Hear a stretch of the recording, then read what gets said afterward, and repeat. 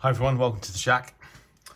There's a guy in my iPhone phone book listed as Graham Radio Genius, which he is, and the reason that he's listed as Radio Genius is because he's just like the best person I know at fixing radios. Some of you will know that I asked him to refurbish my SW55. I thought that was just a joke. I thought Peter was down the pub Which he winding did. me up, so I got the phone out. Yeah. I mean, even the LED backlight upgrade is immense. And the fact that I can use this radio now.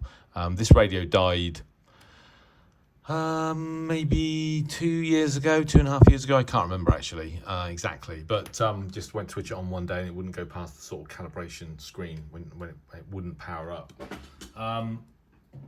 So I sent it to Graham, and it took a long time actually because there was sort of several issues with it, but and he's always busy, but he fixed it, and I got it back, and I'm very happy with it. And I've used it since I've had it back and posted some videos, and Graham actually commented on one of those videos and said, reminded me that I wanted him to have a go at refurbishing my ICF-2001D.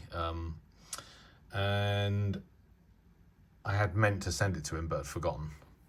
In the meantime, I've been bemoaning the fact that I sold my Eton E1 example I had a few years ago, and I've already told you that story, but it is in context.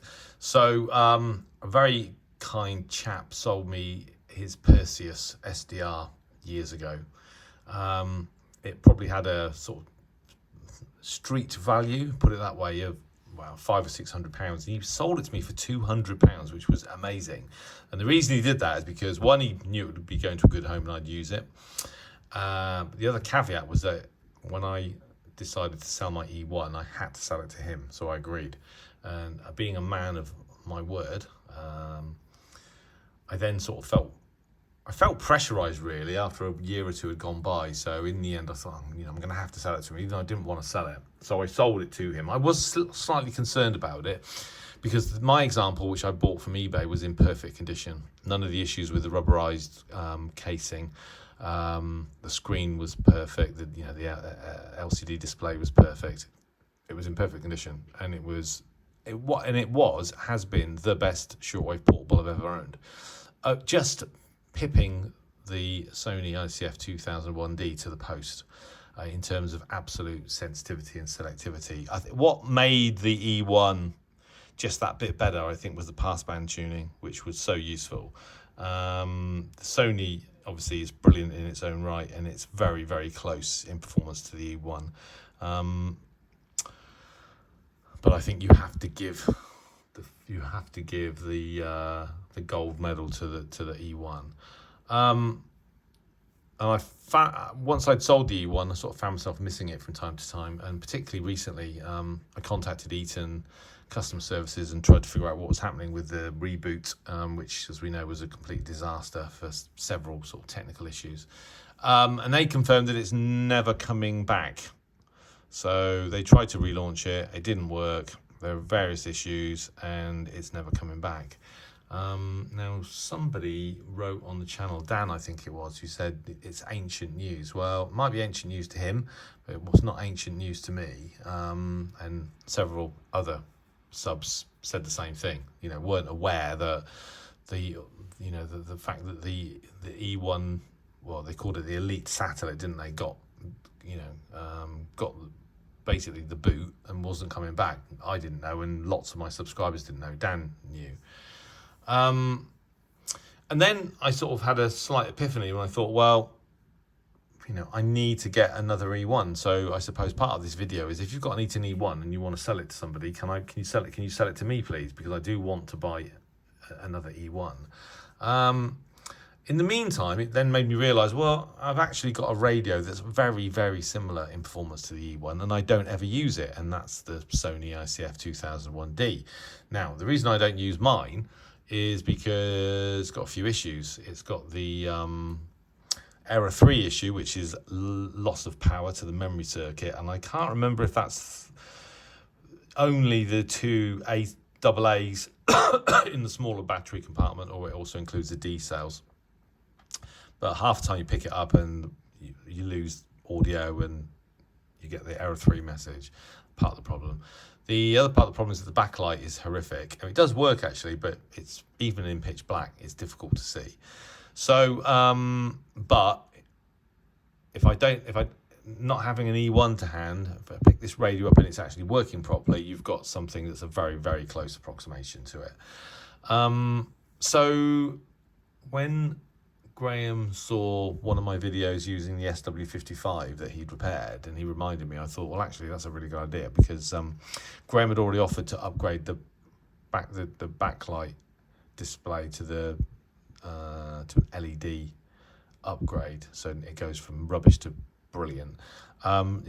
He was going to recap it, and recapping a radio, or this radio, even though it's still working, can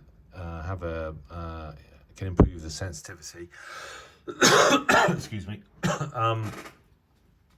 And anything else he feels like doing. So I have, so as I said, I've packed it up in a box, ready to take to the post office to send to Graham. Probably post it tomorrow, and then I don't know how long it'll take, but I guess it'll probably take quite a while because he's always busy. But it's I'm looking forward to getting this radio back, because I want to be in a situation whereby I can pick this radio up and know that it's going to work and it's not going to cause me any problems at all. So I'm looking forward to that. It's funny, really, all the sort of classic Sonys, one way or another, all sort of eventually develop problems. The SW55 obviously needed recapping. The brilliant ICF-2001D, which mine is actually still working.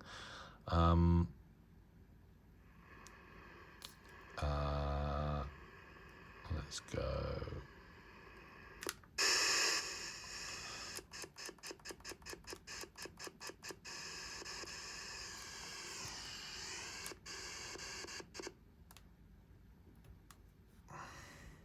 Maybe it's not.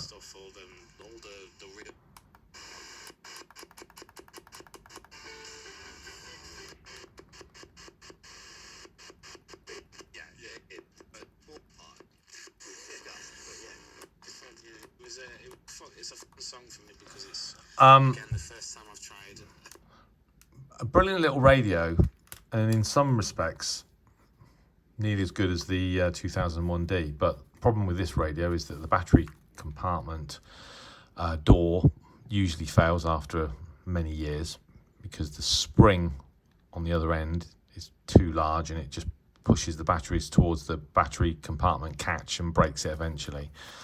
Otherwise, fully working. I've managed to take this apart and cut the spring a little bit and put it all back together again.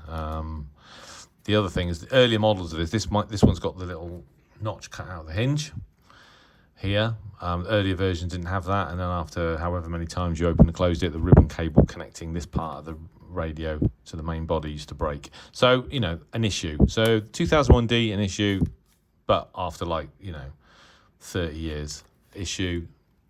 The SW55 needed recapping. The ICF-SW1 was terrible in terms of the capacitors. So there are issues with the Sony radios, even though they lasted a long time.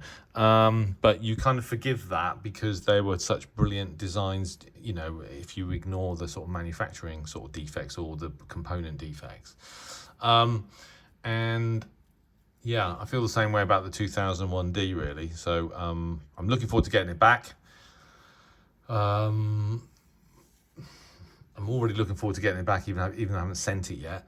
And I'm hoping it's going to offset my desire to get my hands on another E1 as quickly as possible. So this is the closest thing to an E1 without being an E1. And as I said, when it's fully working, then that's good enough for me for now. But if anyone out there's got an E1 and they want to sell it, or anyone out there knows anyone that's got an E1 and they want to sell it, I'm definitely interested. But in the meantime, Graham, Radio Genius, Radio Cruncher on YouTube, is going to refurbish my Sony, and for now that's good enough. Anyway, so I thought I'd share that with you. In the meantime, I was enjoying the sounds of BBC Radio 4 on long wave. Perhaps going to stick around with us for a little bit longer. So anyway, there you go. I thought I'd share that with you. Obviously, I'll record another video when this radio gets back.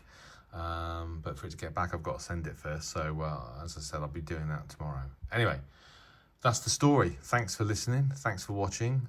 Hope to see some of your comments on the channel. And in the meantime, I wish you all the best, and 7-3.